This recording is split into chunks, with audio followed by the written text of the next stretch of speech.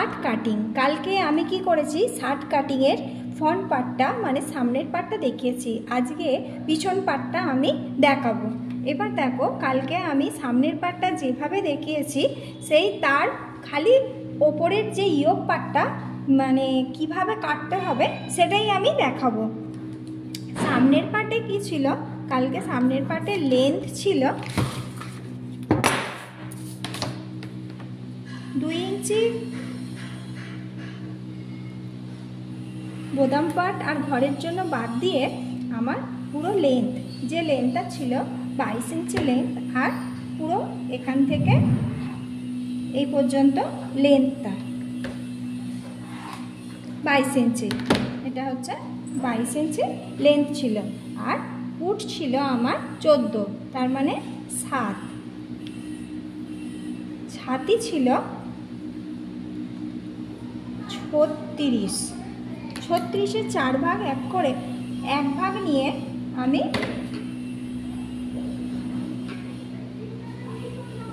Shoulder নিলাম, এখান থেকে 9 ইঞ্চি 8.5 ইঞ্চি ছাতির আড়মোল নামালাম, আর এদিকে 9 ইঞ্চি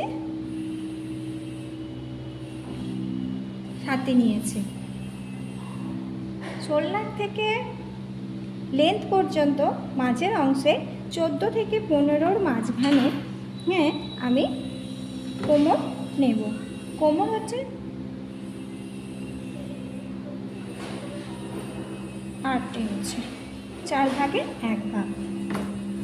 এখান থেকে এই পর্যন্ত আমি 2 ইঞ্চি নিয়েছি। শোল্ডারের গলার 1 ইঞ্চি বাদ দিয়েছি, দিয়ে এ পর্যন্ত ডাউন নামিয়ে নিয়েছি। এখান থেকে দাগটা একটু তিরছাভাবে নিয়ে নেব, নিয়ে এখানটা রাউন্ড শেপ দিয়ে দেব।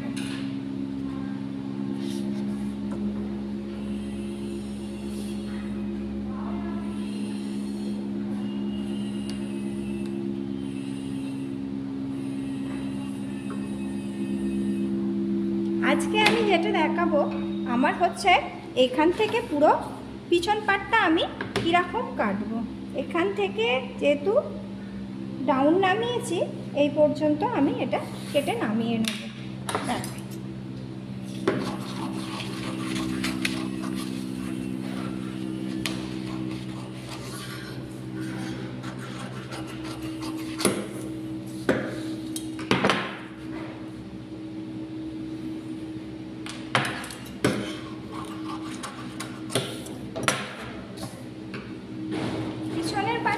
যখন করব সেখানটা খালি এই